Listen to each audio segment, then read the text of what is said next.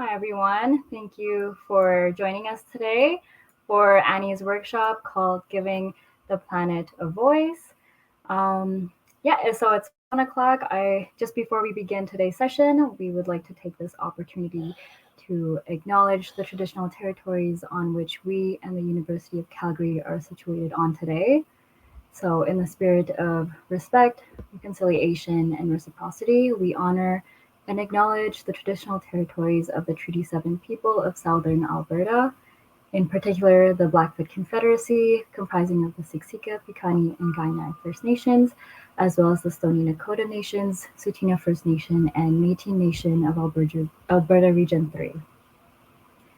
We also recognize that the University of Calgary is situated on land adjacent to where the Bow River meets the Elbow River, and the traditional Blackfoot name of this place is Mohkinstsis, which we now call the city of Calgary. All right, and we'll shortly begin here with Annie's workshop. I would just like to introduce her.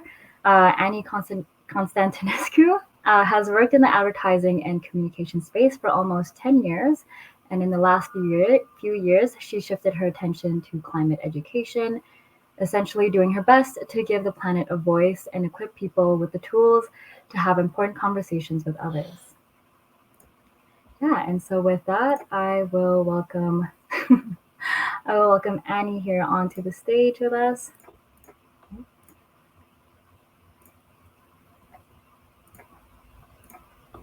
Oh, just 1 second. Some technical difficulties on our end.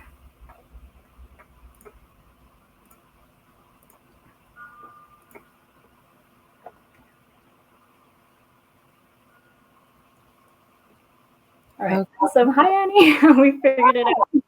We did. You also did a great job with the last name. Awesome. Thank you for that. Great. Am I good to take it away?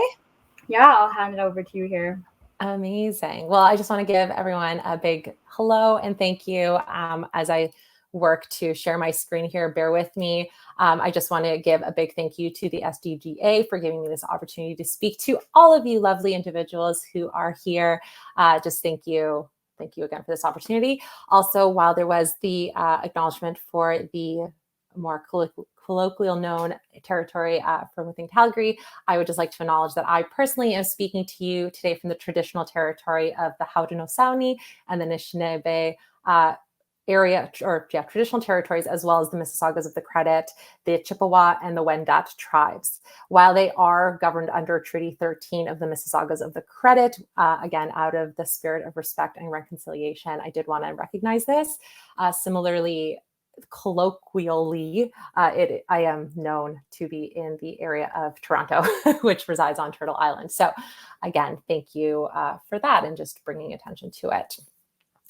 Okay, so what are we going to cover today? I personally am really excited because I'm hoping everyone here is also really interested in talking about climate change. It is a very complex topic. There are a lot of moving pieces, but the way we're going to chat about it today is kind of through this itinerary. So stories is going to be an underlying theme. You're going to notice that.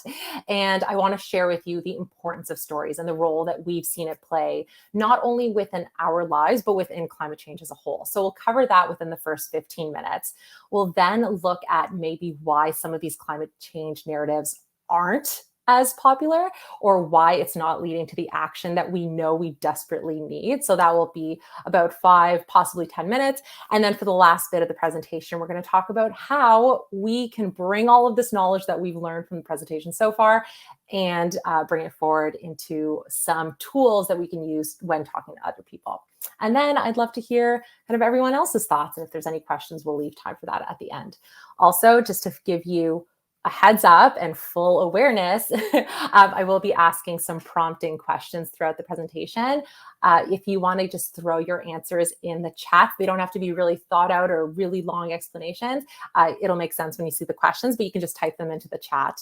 And yeah, it'll be good so I can also learn from everyone in this room, this virtual room, as I'm sure you're all really smarty pants as well, or all smarty pants as well. Okay. Before we fully dive in, I just also want to do a quick little disclaimer. I personally am not a scientist, and I am not someone who studies the physics or the chemistry or the biology related to a changing climate. I, however, am someone who studies the communication of all of those. So if there are any questions related to climate change, I can definitely point you to the right resources and give you the information I know, but I am not a scientist and I want to give credit where credit is due. Up on the screen, there are some fabulous scientists that we owe a lot of our knowledge to, as well as the thousands of others that continue to push this boundary of the scientific frontier forward within climate change. And yeah, just wanted to make sure that is there. I also have some resources at the end of the presentation that if you're curious, I can share with you as to where I've also done a lot of my research. But with that, let's dive in. Okay, so starting right off, we're going to chat about stories like I mentioned. There is a reason we use stories and why we tell them specifically to children when they are little. Through stories, the world is filled with heroes and villains. They're archetypes that people can either decide to emulate or abandon based on how they relate to them. Essentially, stories are a lens in which people can connect to the realities of the world without being directly involved with them. To showcase the importance of stories, I'm going to start by telling you a story about this little work of art. It might seem a little familiar. If you do not somehow know this art, it is the Mona Lisa. It currently hangs in the Louvre in Paris. But what you might not know is actually how this work of art became to be the crown jewel of this museum. So in 1911, the Mona Lisa wasn't necessarily wide known outside of the art community. It was not the most famous work within the gallery and certainly was not the most famous work within the museum. Fast forward a little bit to August 21st in 1911, where a contractor named Vincenzo Perugio, who at the time was hired to just work at the Louvre, essentially hid in a supply closet with two other people. And in the morning, the three of them walked up to the Mona Lisa, picked it up, and walked right out of the museum. To show how unpopular the Mona Lisa was, it actually took 24 hours to even realize that the painting was gone. But here's where it gets interesting. Despite it taking a while for people to notice its absence, once it drew the attention of the print media, the theft became an international story of intrigue, and the Mona Lisa became the most famous painting in the world.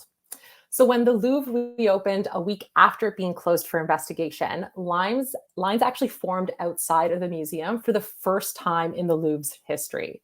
The time between the painting's theft and its return was actually 2 years. And in that time, more people came to see the bare wall on which the Mona Lisa had hung than they had ever come to see the painting itself.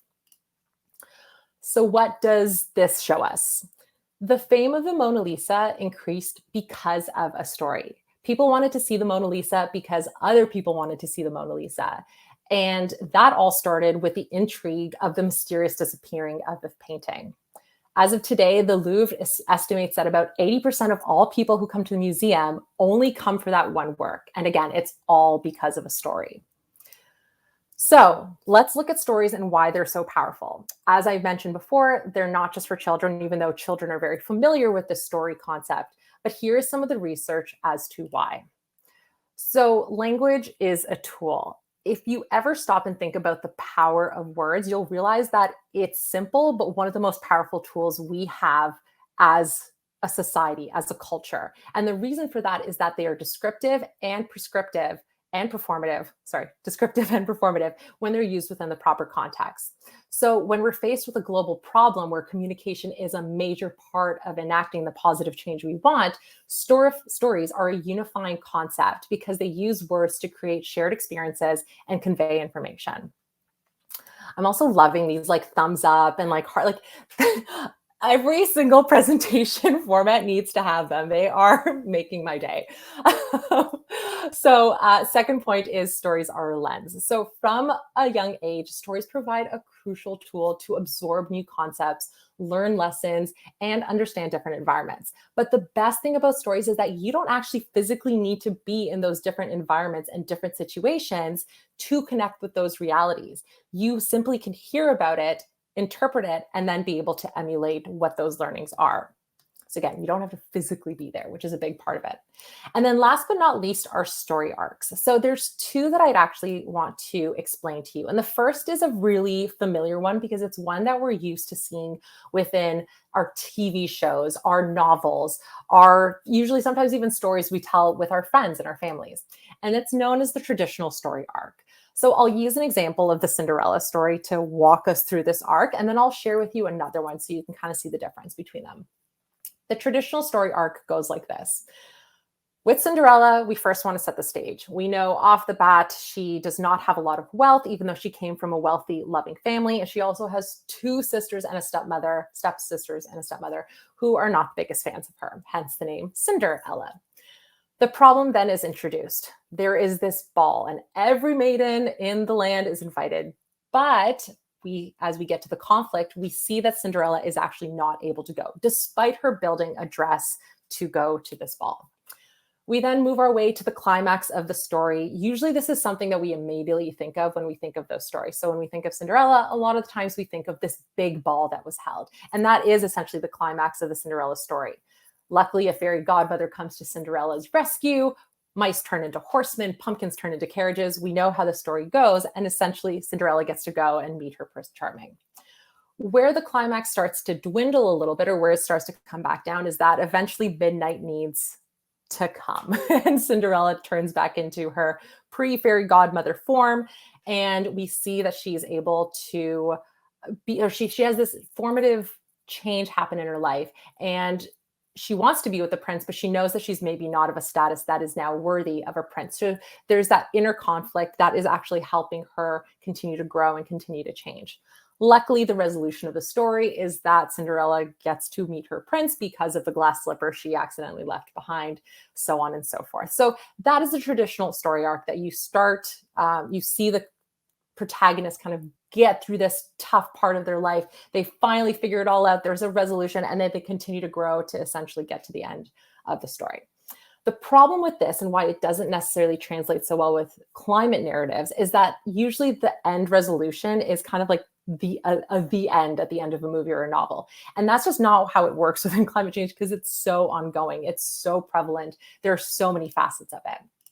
So let's look at this other type of story arc. This is one that's actually used a lot within marketing, and it's because brands always want to have and maintain a relationship and continue to tell stories with their consumers. So let's use an example like composting, and we're trying to tell someone the story of composting. Usually when people come into this story arc, they start on a high note, probably because they have already heard about it, or there is something that has prompted them to kind of come within this space. And that's where the narrative can really start, that you control, at least for individual action. So your attention is captured. Again, someone kind of has already heard about composting. Then through cues and education, you're starting to see us move through that story arc. And it starts to go a little bit higher. There's more engagement, there's more energy, because there is this ability to act on it. However, where it starts to shift, and again, take a turn in the other direction, is this unexpected shift usually, or some discomfort. However, if we move through that and again, support people, continue to connect them with education, we get to that peak. And what you'll notice is that there's a lot of times that you can go back and forth. So that's why it's noted as multiple peaks, because you can shift between a discomfort state or something shifting and going back to that state of, again, being engaged, wanting to create an action. And you can go back and forth as many times as usually it takes for someone to commit to an action, which is where that dotted line kind of symbolizes, is that once you get past that line, you've already kind of committed that action. Where this last point comes in is that you can then, if you want another climate narrative to be enacted or to be introduced, you will essentially be starting this all the way from the beginning. But if you don't want anything to do after composting, it essentially tapers off. So those are the two story arcs. And I realize it's a bit verbose, but two great analogies of how we think of stories. But with climate stories, there's an acknowledgement that it needs to be different. So speaking of stories, and speaking of kind of like what is happening in the climate world, I have my first question for you. So again, just get your typey type fingers ready and go into the chat, and you'll have 60 seconds where I will say nothing. I'll just be kind of reading what comes in, and then we can just do a quick little debrief after. So question number one: When you hear about climate change, how are people talking about it? And this can be from the feelings you see that they're put, or that's being put out there, how it's communicated. I'll leave it to your interpretation. And go.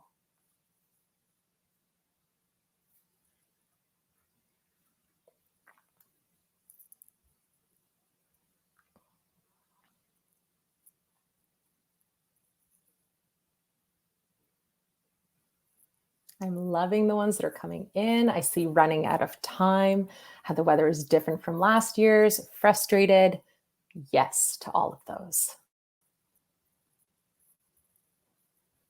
I see that there's someone who said emotionally. Yep, a lot of emotion in climate stories, not enough action.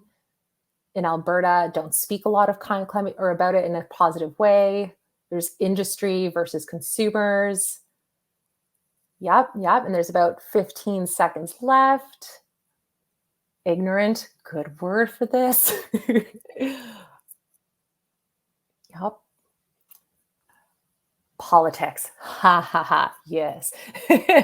And then individual action. Ooh, that's a good one because we'll definitely touch on that later. So I'll stop it right there. Thank you everyone who put some thoughts in there. Super appreciate it.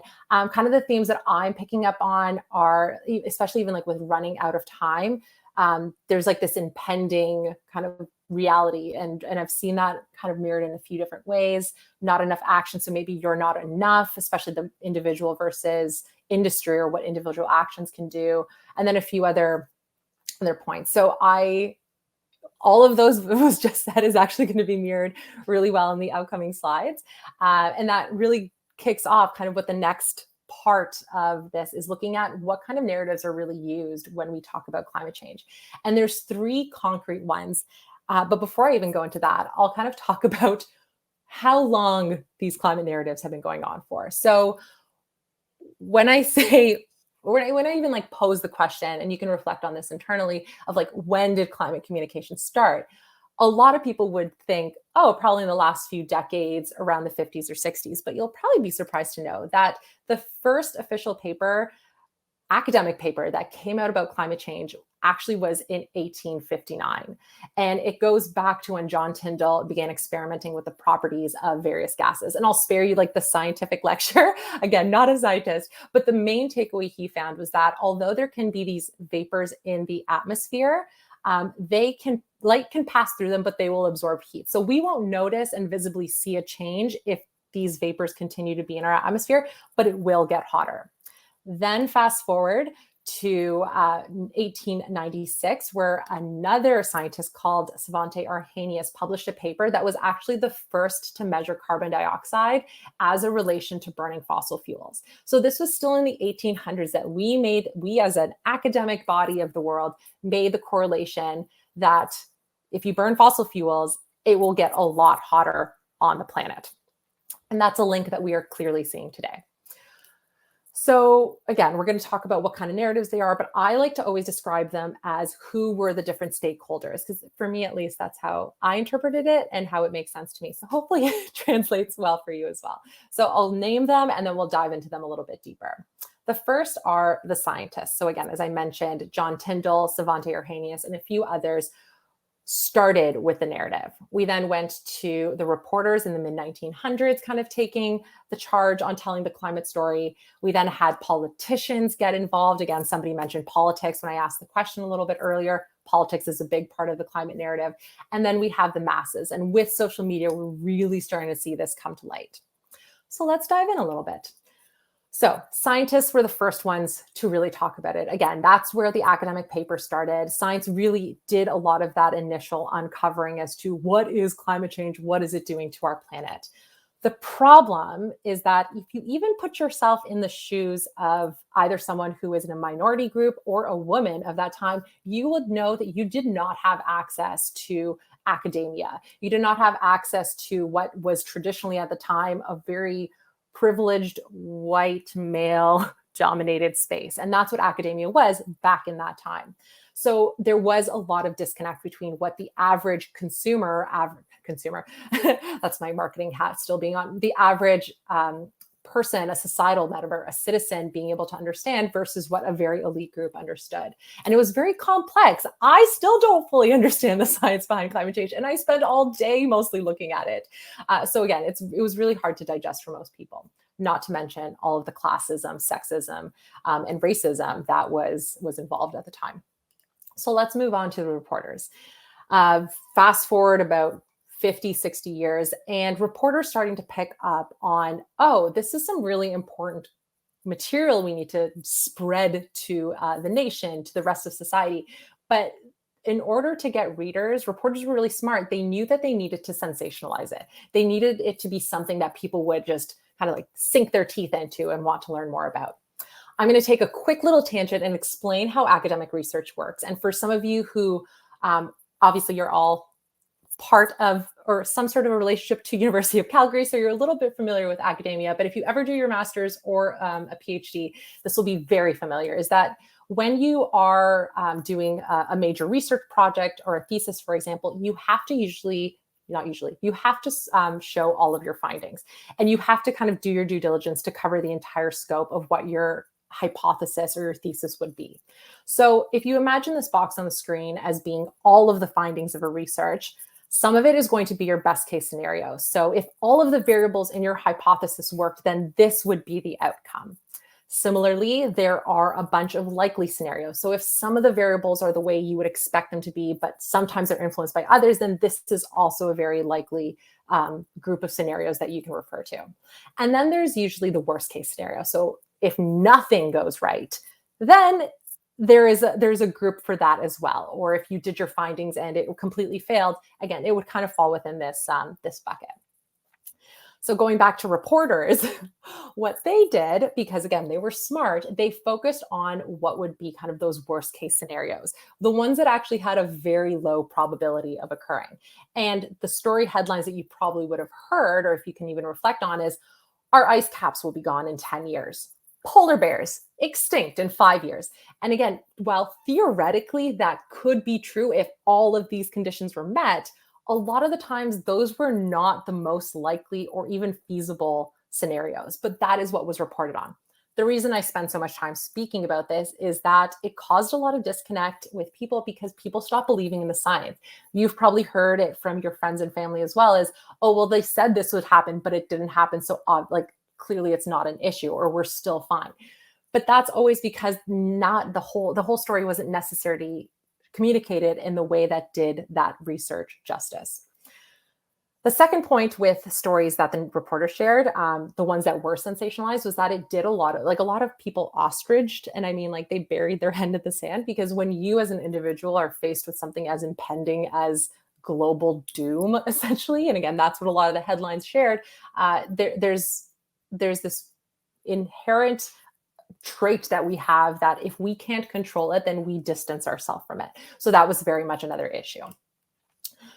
Moving on to our good friends, politicians. So politics really jumped into the picture within the late 80s, 90s, specifically a lot within the Bush, Al Gore era, despite Al Gore clearly being a champion for climate change now. But because politicians were so tightly knit with oil companies, ones that had a lot of motive to keep the industry going and not dwindle the oil industry's like track of growth, there was a lot of discouraging of scientific papers. So we had politicians, smart elected politicians, that would have been for both sides of like on our left wing and right wing, both saying that, yeah, climate change isn't real. We shouldn't be worrying about it. It's not man-made, which now we know because of the science and the stewards of that narrative that very much is true. So because of that, again, it caused a lot of tensions between people, the average public not understanding the science, not believing the science. And then similarly, a lot of treaties weren't signed by really important nations because the politics wouldn't allow for it. So politics, luckily, were a small gap within the overall climate narrative. But luckily, we then move forward to the masses. And masses have, I say this as kind of like a general public, they've always been there, but the real focus kind of came about with the rise of social media, because we can actually hear from people who 100% were impacted by climate change. And those actually allowed us to have more tangible, empathetic, and actionable stories. However, the one issue with that, as you're probably seeing with the pandemic, is that since there technically are no owners of the information, so anyone can post on whatever channel they would like, there is a history of misinformation and disinformation being spread. And that is definitely a common threat within climate change as well. So let's do a quick recap of everything I just covered, because I know I threw a lot at you. But the types of narratives I'm about to share are reflective of the different stakeholders that who held the narrative predominantly. All of these have kind of played a role in some capacity at every stage, but these are kind of the main ones. So from the scientists, we see that the first communication type is science-based narratives. And this type of communication is very data-driven, and it has predominantly led the climate change communication movement. It's unfortunately been a big hindrance because, again, it's hard for people to grasp data, especially if there is no intermediary to interpret it. So throwing something like, this is how many kilograms of carbon is in the atmosphere. It's like, well, I don't even know what 1 gram of carbon looks like, feels like. So it causes some discrepancies because it's a lot of knowledge held within a very specific community. Moving on to the next one, the reporters really embodied that fear-based narrative. This is, again, probably sound familiar, but we're seeing it now with, this is what sea level is going to look like. These are the hurricanes that are about to come in the next 5 to 10 years. And while they play a role, again, it really causes that provocation of fear that isn't necessarily the most productive when it comes to action. And then the last is the stories. So where fear-based stories kind of motivate people from a place of worry, story-based narratives can motivate people by connecting them to a platform of empathy where you can really start to develop understanding. Okay, question number 2. So we now know the types of stories, but what barriers are there for people to act on climate change? When you think of anything that's stopping someone from hearing all these different narratives and actually acting, what are those challenges? And 60 seconds is starting now.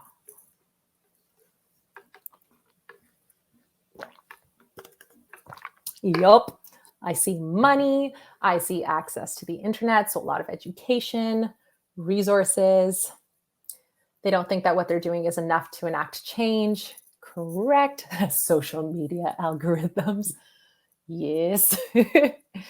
Seeing information again. So focusing on education, government support, 100%, communities.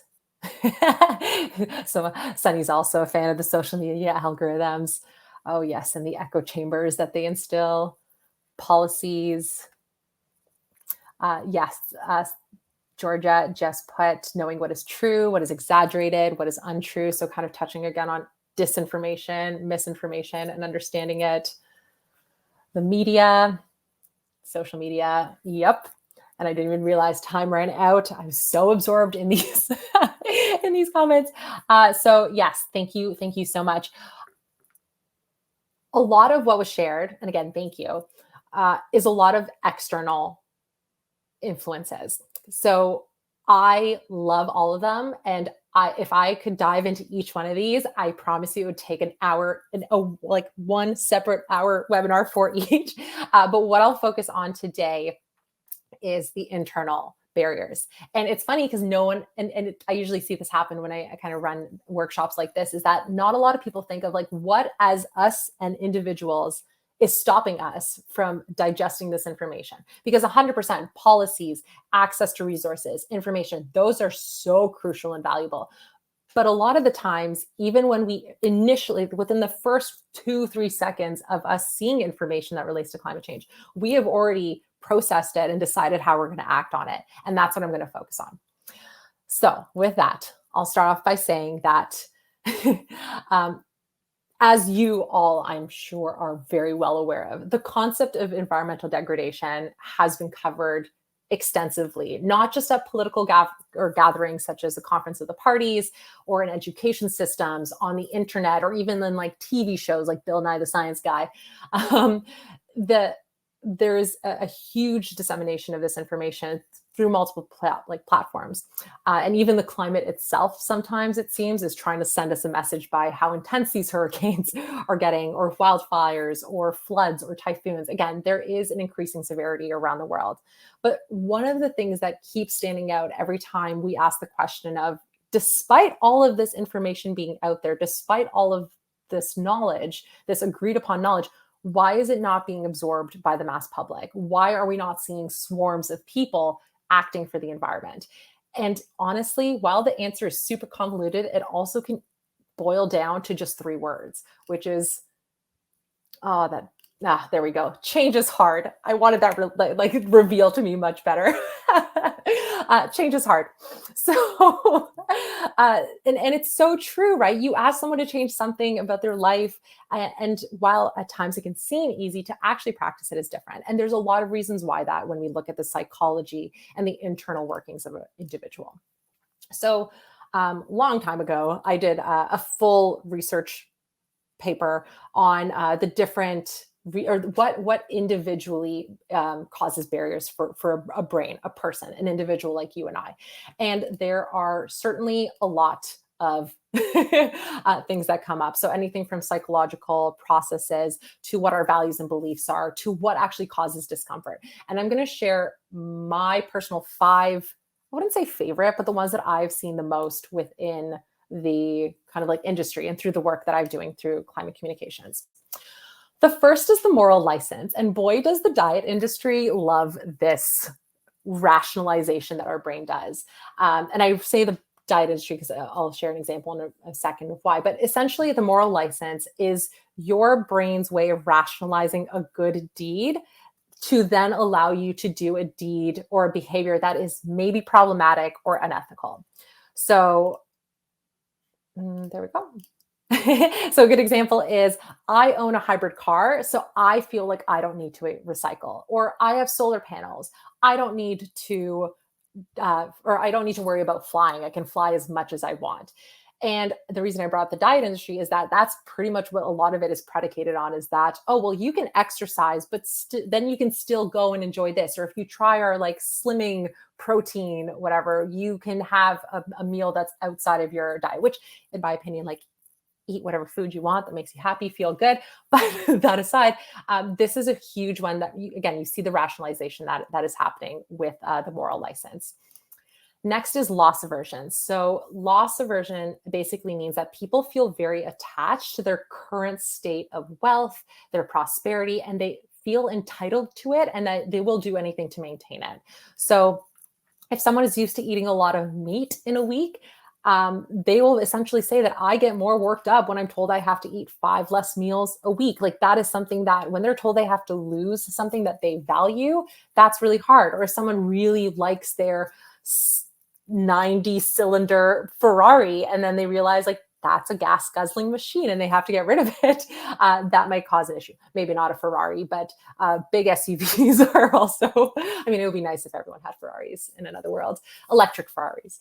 But essentially, again, you don't want to lose it. You don't want to downgrade your house. You don't want to have to take a train or a bus to work because you feel that this status that you have with driving, with eating meat, with having all these things and consuming a lot is something you don't want to lose. Next one is cognitive dissonance. This one's a very popular one in, I think, like every Psych 101 class. It's essentially when the brain just dispels or ignores evidence that is contrary to what you believe as a person. So a good example of this is if someone believes that climate change is man-made, when they hear that, oh, it's not, it's clearly is man-made, they'll just say, oh, well, it's because of volcanoes. Really, there's nothing we can do about it. Like, even if you present them with data, with facts, with empathetic stories, it just doesn't align with their worldview. So it's like, that goes in a different category. It sits over there now, which again is another problem. There's also a very real, it's a really real issue that most climate communicators struggle with, is this absent or delayed gratification. So that means that we as a species have evolved to think very much in the short term. When we were hunters and gatherers, we cared about our tribe's safety, our well-being, our hunger very much in the present. Like, what do we need to do now? If there's a saber-toothed tiger chasing us, what do we need to do now? The long-term strategy wasn't necessarily as important. There was not a lot of value placed on it because, again, it was so short-term thinking. And that's very much how we operate a lot today. We do a lot of things that make our lives convenient in the moment because for the short term, it really helps us, even though the long-term loss is definitely there.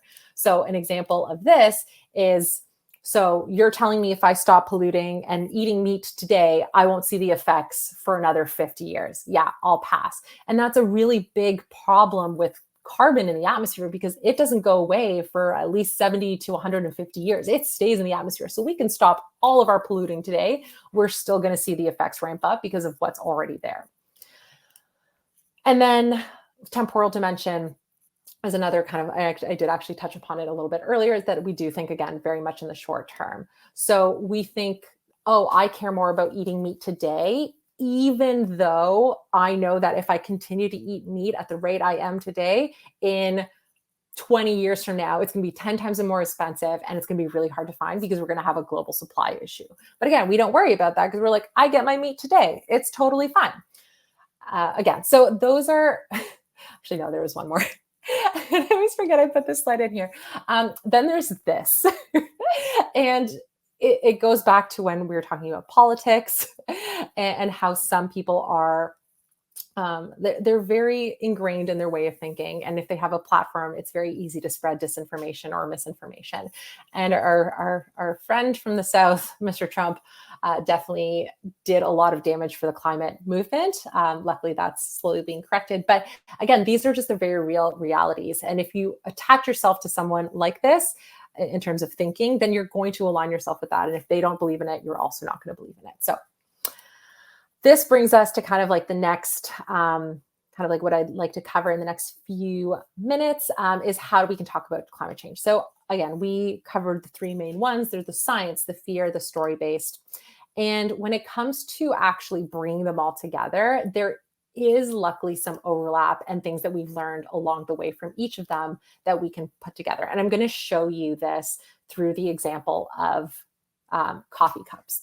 So just before I jump into that, I'll just share that with science-based narratives, it really helps provide a base and a reference for scale, but we need those dynamic visuals. And again, I'll share an example in a second. For fear-based, it helps provide context and urgency, but it needs to be paired with some sort of timelines, and images usually are an effective way of communicating it in a more, well, again, in an effective way, which I'll show you. And then story-based, the ability to develop empathy and show the steps forward are really helpful. And again, if we show what you can do about it and actually explain it through these stories, as well as share success stories, we're in a good spot. So again, let's look at coffee cups. We'll start off with a very not generic, but a specific stat for Canadians. And it's that we throw out 4.6 billion coffee cups a year, which is a lot. So let's look at how we can describe that in dynamic visuals. One way that's not dynamic is basically just throwing up all the stats, which again, even you as a person is like, oh, that's just a lot of information. And what do I do with that? But we want to then enter a familiar anchor point. And if you're working with a Canadian or Toronto audience, the Sky Dome or Rogers Centre is pretty familiar venue. So the 4.6 billion coffee cups can easily then be turned into a stat like you can fill 1.36 Rogers Centers with the amount of coffee cups that's thrown a year. Because again, with big data, with big numbers, it's hard to conceptualize, but you need that anchor and those dynamic relations in order for people to understand it. Just as easily, you can say that 4.6 coffee cups can turn into 870 Olympic-sized swimming pools. So again, we want to be able to understand the magnitude through a common filter. And that's kind of the one takeaway for dynamic visuals. Going into our images and what we can use with fear-based narratives, there's another stat that 60 billion coffee cups are thrown out every year around the world. I know Roll Up the Rim, I think, is actually going on right now. And that alone is 300 million coffee cups that are in circulation that will go straight in the landfill for 99% of Canadians. So what does this look like, maybe if we want to use images, is that yes, they can pack a lot of punch. And when you start to show the realities of where these coffee cups end up, whether it's in wildlife, in our water systems, just overflowing landfills, again, it can send a more visual and kind of like visceral message of what we need to do to change that. Moving on to the story-based narratives, again, we want to show the resolve.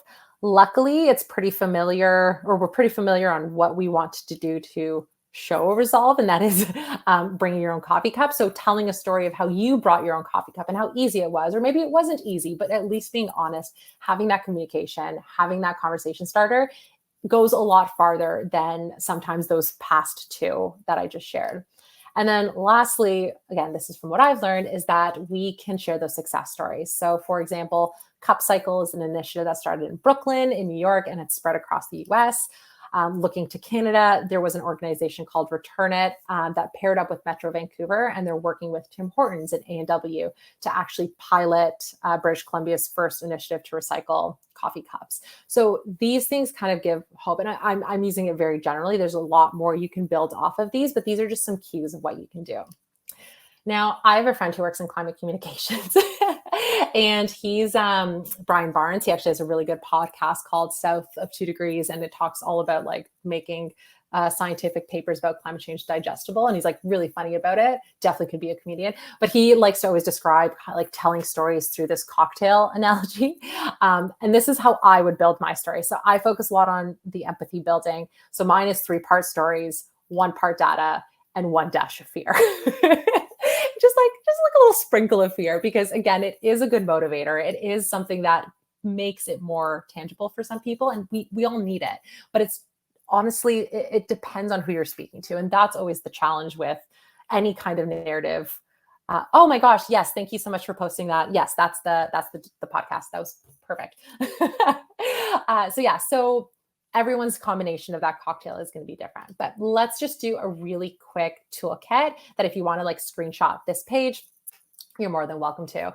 But as I mentioned, we want to pair some dynamic visuals to get that scientific element in there, having impactful images to show what's actually happened or what could happening based on modeling is amazing.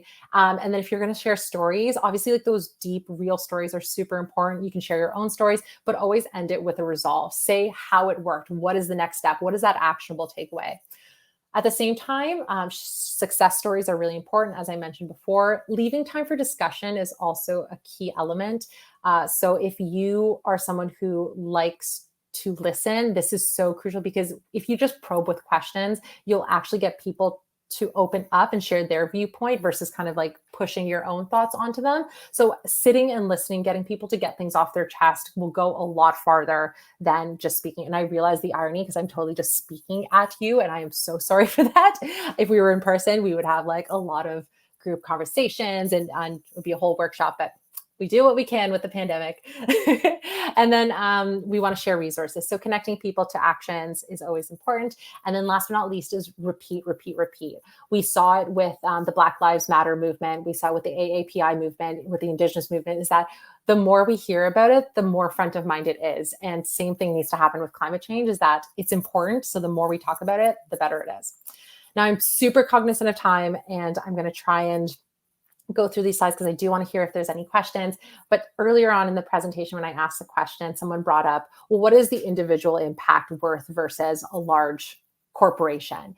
And I think it's a very valid question. And someone who works in this space, you're very cognizant of, because you hear it so often. It's like, what does my one action do? And it was just through my master's research that I was able to kind of sit with this and see what it comes about. And my goal that I always answer to those kind of questions is ecological citizenship. So again, I'll try and go through this a little bit quicker, but happy to answer any questions about it after. Is that when you have an action, so again, if we just take something as simple as walking to work, if that's something that is accessible to you, you start with an action, and usually that will lead to a lifestyle change. So I all of a sudden I'm like, I don't actually need my car anymore, because it's something I've through habit built. From there, you start to build momentum. You'll find like-minded individuals. You maybe are talking about it a little bit more. And this becomes a bigger and bigger kind of topic or a center of focus, which ultimately through the theories that are out there, is that this can lead to policy change. So when enough people are behind a concept, whenever they are thinking of an action or something that they want to change, they'll speak about it, and then people usually will vote to reflect their values, which hopefully have changed throughout that first portion of the process. The cool thing is that once you do that, is that it actually then, once policy change happens, is that it enables those other earlier steps to become a lot easier and a lot more accessible for other people. So we might not notice it, but the fact that even my whole street is recycling is that we can't ever take that recycling program away because now it's ingrained. And we don't notice, but there was a lot of smaller change leaders that were doing those actions that led us to where we are today. And then from there, again, it's just a cycle that continues to go forward and foremost. Another reason why individual action is so incredibly important is that it helps remind us that we do not all feel the effects of climate change equally. So white people who are privileged enough to live in areas that are secure and more protected definitely have an advantage over migrant, Black, or Indigenous communities who are located closer to hazardous waste facilities, for example, or they're exposed to greater air pollution or have unlawfully safe drinking water. And when we start talking about climate change, and again, you look at the individual level of what I can do, there is a stronger connection to reaching this reconciliation stage that we know we need to get to. And environmental justice, luckily, is a term that kind of encaptures that we fight for the fair treatment of all people, regardless of their race, color, income, gender, and the policies really need to reflect them as well. So I will end it there, realizing we have like 3 minutes left. I do also have a lot of slides just with resources that I'm more than happy to share afterwards. But for now, I'd love to pass it over to see if there's any questions, any thoughts. Even if you just want to be like, I disagree with everything you said, I'm totally okay with that, because I'm just here to hopefully spark some good, meaningful conversation, and wherever it takes us, it'll take us. So Eden, I'd love to have you back on stage if you want to if you want to help with this. Hi. Hi, Annie, I'm back. Thank you for such an amazing presentation. That was really great. And I know we're scheduled until 1:50, but if you have time and if to answer questions and stuff like that, and if the participants have time to kind of stick around and listen to it, you guys are also kind of welcome to stick around past 1:50. Yeah, so if you guys have questions, feel free to drop it into the Q&A or right into the chat here. Annie is more than happy to answer some questions. Yeah, you gave us like a really, in the short time that you had, you really went into it, which is super great. Thank you. Oh, I just am happy there are people who want to listen to it, since I feel like so much of my life is focused on this, like, oh, there's other people out there. Like, we can nerd out together. Yay. Yes, super, super passionate about this space. Yeah, for sure. And also, so we did have a question. It's not necessarily about the content. However, Lisa from Rocky View School was wondering if she'd be able to get your grab your email or socials to be able to connect with you even beyond the summit here. Yeah, if you're comfortable with that, you can definitely put in the chat, or we can send a separate email. Or yes, I will put it in the chat. I'm hoping against my last name, which I always have to like triple check I'm spelling right. There we go. Yeah. You can also, if you go to the website that you see on the screen, so www, I don't know why I say the www, the narrativeofclimatechange.com. There are a lot of resources there should you be interested, but there's also a way to communicate with me there if this email somehow gets lost after this chat. Awesome. Thanks, Annie. But yeah, very open to connecting further. Always, I will make time for anyone who wants to chat more about this space, who has questions. We all do our part. So again, just happy to chat. Awesome. Thanks, Annie. We do have a question, and then another question in the Q&A here. I'll just quickly flash it on the stage here so everyone can see. From Veronica, I sometimes have trouble trying to enact change. Would you be able to give advice on how to continue that? Sometimes she thinks that what she's doing is not enough. Veronica, the fact that you're like thinking of this and like this is a concern probably means that you are someone who does a lot, or you like care a lot, which goes a long way and all into itself. If I'm interpreting it correctly, and correct me if I'm wrong, is that you're wondering how like you as an individual can do more. That's how I'll take versus like how to get other people to enact change. I'm just going to read it again. Yeah, in the chat, she clarified yes. Oh, yeah, there's so many screens. Okay, amazing. Thank you. So it's tough. And I, as someone who's like, anyone who even studies this, it's okay, Veronica. I just saw your note too. It's a really tough space to be in. And as I mentioned, even with the fear-based narratives, those are very real things to be afraid of. And even if you push through it, even if you recognize that like I'm uncomfortable and I'm trying to create space, it doesn't take away from the fact that it is a challenge. So my first advice is like anything you are doing, if it at any times feels exhausting and you are like at your limit, is take a break. I had to take a 4-month break for my thesis because I couldn't research things anymore. And there are times, even with my own work, I know I need to step away. And it doesn't mean that I don't love the planet as much. It means that I care enough about the planet to know that I need to recharge my battery so I can continue to do the work that I want to do. Second of all, is that you have to understand what you're capable of doing. Asking everyone to stop eating meat immediately, stop doing the transportation is really hard to do. But there are other ways that you can actually make a lot of change without it maybe impacting your lifestyle as much. So within the presentation, I'm going to quickly skip through slides. And I know that there's like a shortcut way you can do this. So I just have like usually, and I have these all on the website that I shared earlier, but there are actions that you can do. So whether it's just following people who work in the climate space and listening to them, expanding your mind, that is a really big action that might be easier and attainable to do if you can't do maybe some of the bigger actions. Learning from new resources, talking about friends with your climate change, or talking about climate change with your friends, not the other way around. There's actually a stat that came out of the Yale climate, I think it's, Yale Climate Communications Group. And they said that 72% of Americans, and apologies, this is an American stat, believe in climate change, but only 35% of people are actively talking about it occasionally. So the problem with that is that something as simple as talking about it with your friend can actually have more of an impact than doing something that like you cut out meat for an entire week. And it sounds backwards because you're like, it's so easy to talk. But if you can, again, disseminate this information with more people, super important. These are smaller things that like I always recommend of like kind of your go-tos. And if you are already in the space, it'll seem familiar to you. But signing petitions, you can either do that through, I'm blanking on the name of the, like change.org, I believe it's called, that and writing a message to local councillors and representatives are like they're so impactful, and maybe they don't go anywhere, but if it does, usually it leads to change. I know I've personally asked for, there's a park right across the street, and there's no bee friendly plants in there, even though there's an opportunity to be, because there's almost like a little bit of a marsh in it.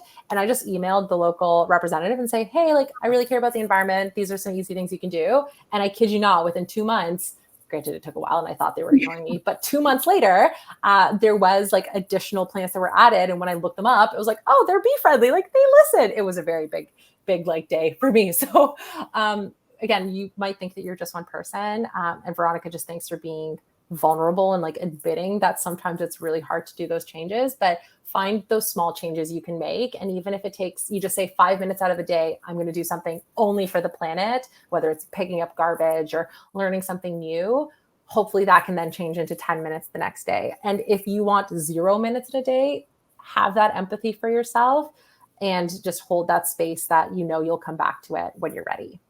That was a very long answer, and I hope that answered your question. Yeah. Yeah, I think that answered quite a few. Oh, yeah.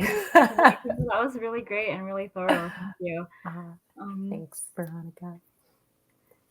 Yeah, and you gave so many resources. Oh, and if you have time, we do have another question in the Q&A here from Masuma. Okay, how to educate research ideas that can support environmental movement, like small level projects. How to, I can support. Maybe I'm like, my brain's going a little fuzzy. So how to educate research ideas that can support environmental movements. So more or less, and again, how I'm interpreting it is that, like, how can you find things that will support the environmental movement, but maybe at like a smaller scale than what you think of? If I'm, again, just interpreting that, yes, thank you everyone for being so good in the chat and just like reaffirming. Also, thanks, Leslie. Hopefully we can chat later. So the whole thing with research, and this is where I've always found it challenging to get information in this space, is that it's not necessarily accessible. Luckily, there are great organizations that you can connect to that will hopefully connect you further.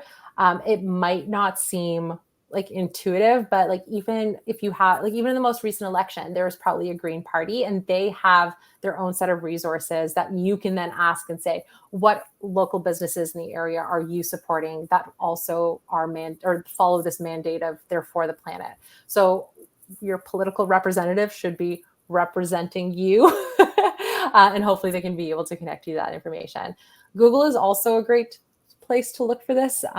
But again, it's hard to sift through the data. And that's what my work, at least in the climate communication space, is half the time. It's like sifting through like what is credible, what is not, what is something that I can find. And that it will actually help tell the narrative better. But in terms of like small, it's tough because I'm not in Calgary. I wish I was able to provide like resources of what is local. I can speak to a lot of the Toronto ones, but usually if you start like at high level organizations, so what is like, I am blanking, but if you send me a message, I can definitely send you like high level, like Canada-wide organizations. They'll usually have big city or large city offices or satellite campuses, and then we can like tell that story and they can connect you further. But if you send me a message, I'll definitely connect you with that info. Thanks for the question. Yeah, thank you, Annie. Thanks, I think even just on a general note, like touching on the point that Google is super helpful, honestly, at the very baseline level, yeah, Google is super helpful. You literally, like, it's as easy as typing in something that you're curious about. As far as like going into how credible whatever it is that you're looking at, I think just like a go-to kind of tip for searching things up like that and trying to figure out if something is at the very least like credible or sounds like believable enough, is to look into the sources. Like just like look for anywhere in whatever article you're looking at, where it's coming from. Like if they source someone. I think that's maybe like the most basic thing that we could give advice to. And I know many of our participants are students. I don't know what kind of program you're in or if you're already familiar with research, but if you are, you also already know it. Citations for everything, credible sources, no Wikipedia. But yeah, on that note, thank you again so much, Annie, for the presentation and even going a little extra over time to answer some questions with us. And thank you everyone for your questions and being so engaged in the chat. We are coming close to 2 p.m. I know some people have some classes and some people are already running out, so we'll probably wrap it up there. Yeah, thank you so much, Annie. This session will be recorded and we'll find a place to post it. So yeah, we'll also have all the resources that you've shared. So thank you. Amazing. Thank you everyone for your time. Super appreciate it and hope you have a wonderful rest of the day. All right. Bye, everyone.